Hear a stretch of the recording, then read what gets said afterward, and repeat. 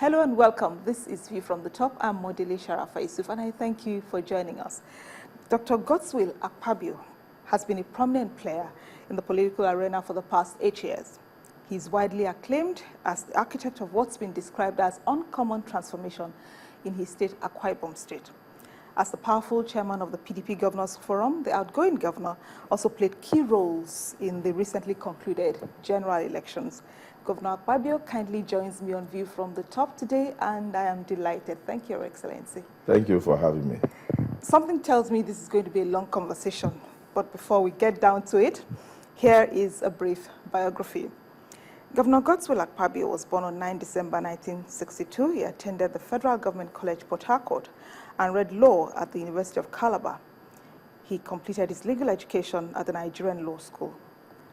He became a teacher at the Akwa Secondary School in 1982 and later joined a Lagos law firm, Paul Usoro & Co., as associate partner.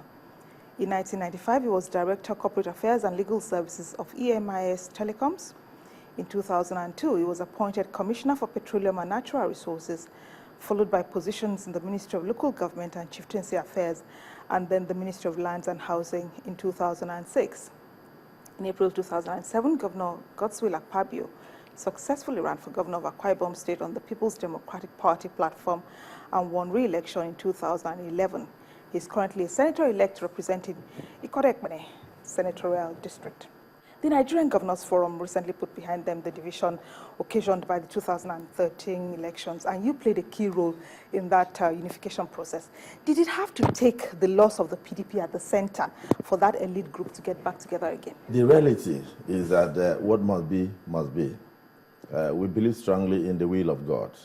And the 2015 elections, particularly at the national level, we take it as the expression of the will of God and the will of Nigerians.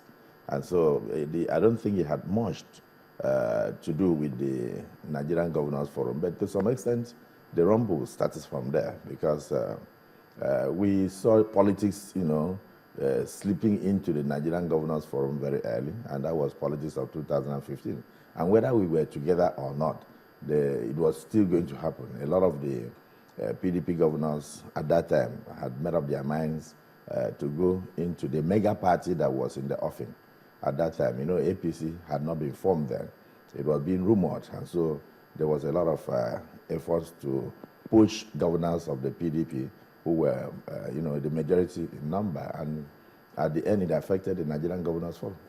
People say the Governors Forum problem steamrolled into the other governors defecting into APC. But what you're saying is that they had already made up their minds to defect to APC, and they used the governors... There was no APC at that time. At that time, but the mega party that was coming. The mega party that was coming. That was coming. So and that they only used the Governors Forum elections as an excuse. As an excuse. That's the reality. So it was already a function of who will join this mega party.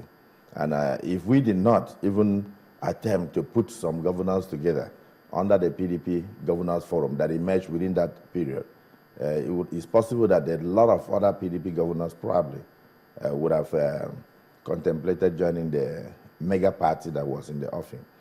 Because don't forget that what happened in 2013 had never happened in Nigeria before. Normally, the opposition attempts to come together maybe a few weeks to the election, a few months to the election. So somebody must have studied to know that, yes, if you come 2-3 months just before the election, you won't make much impact. And so they came early, and then the rest of us, we felt we were too much of a mega party with such large followership and such strong structures across Nigeria. So we did not feel threatened in any way.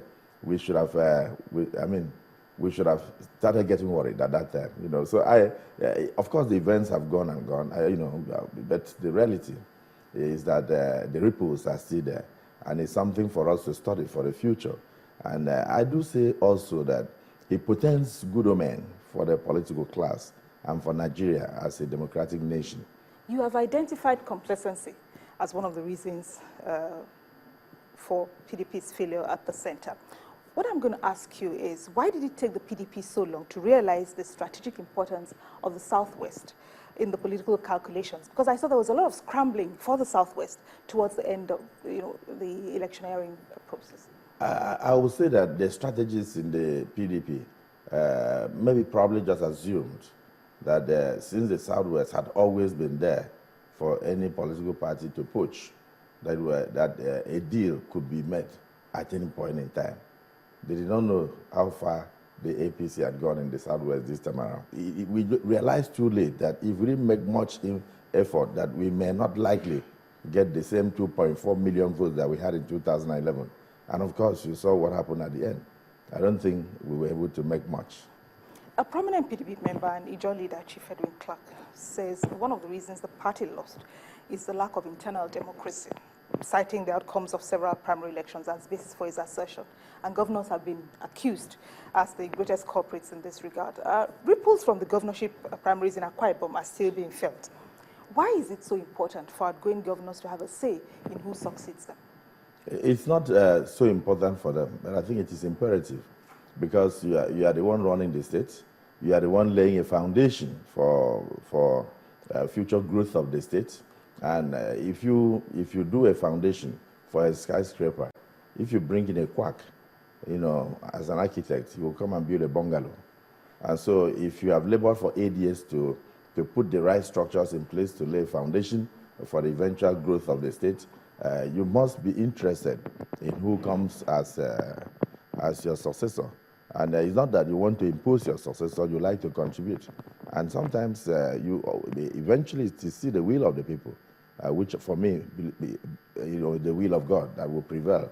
Because I do know that when I came on board in 2007, I wasn't supported by the outgoing PDP governor. He did everything to have a say.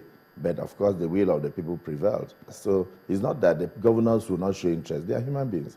They have a right to partake in the electoral process. But what they're doing is imposing. That's what people say. That is the point you don't understand. Governors went through a lot of hell.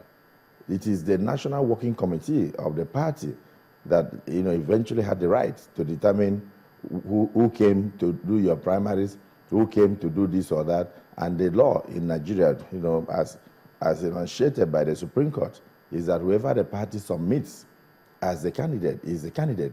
So the law gives so much powers to the party that governors are normally at the begging end. So, the impression created out there is that governors are very powerful and that these governors want to control everything. Sometimes they say he who pays the piper detects the tune. And so it will appear that, the governors have too much powers. It's not that they have too much powers. It's the aspects of the fact that they are actually the people struggling to keep the party alive. And then whenever election time comes, where you hear these issues of internal democracy, you realize that some elders do not even know how the party executives exist.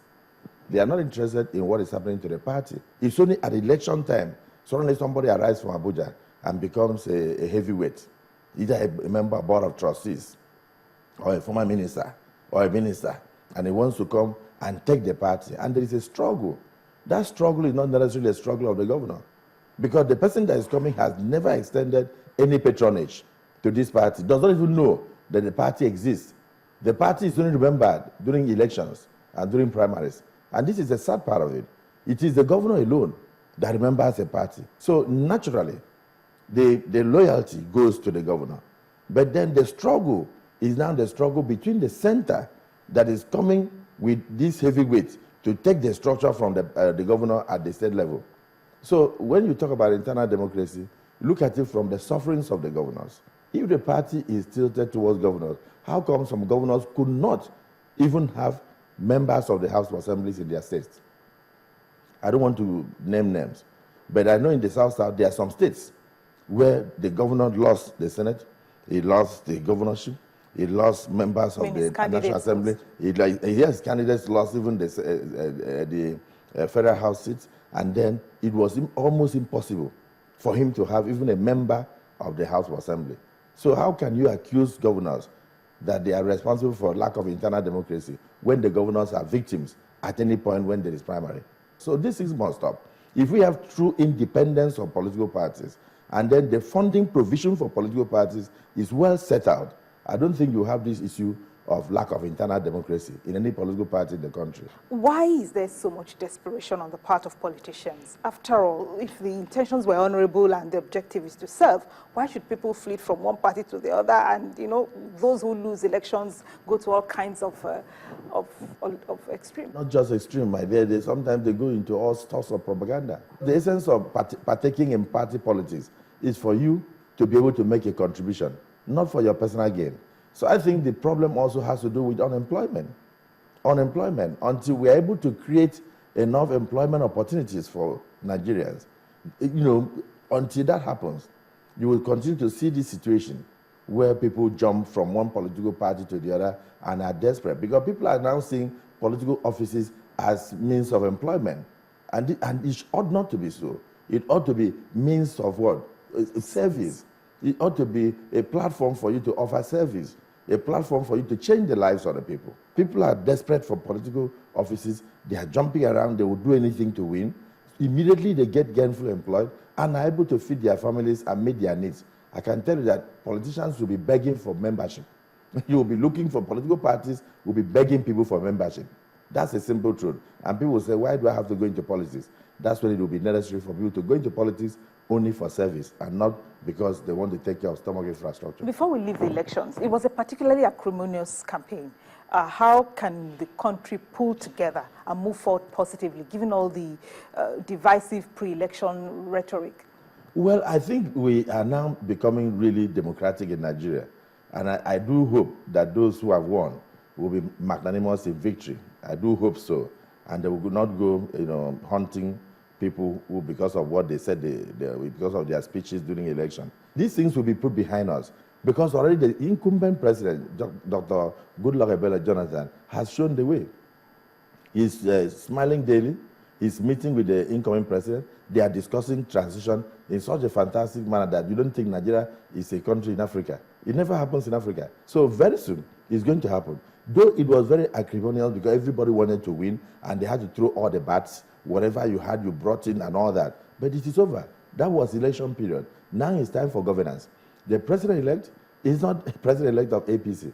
He's president-elect of what? Federal Republic of Nigeria. That means he's in charge of the PDP, he's in charge of APC, he's in charge of ABGA, he's in charge of Labour, and he's also in charge of the, you know, what you may call the non-political class in the country. He's in charge of Nigeria. I do hope so. And then the rest of us who are elected to the National Assembly, irrespective of our political leanings, when we go there, we should place the interests of Nigeria uppermost in our minds and in everything we do to bring out legislation for good governance.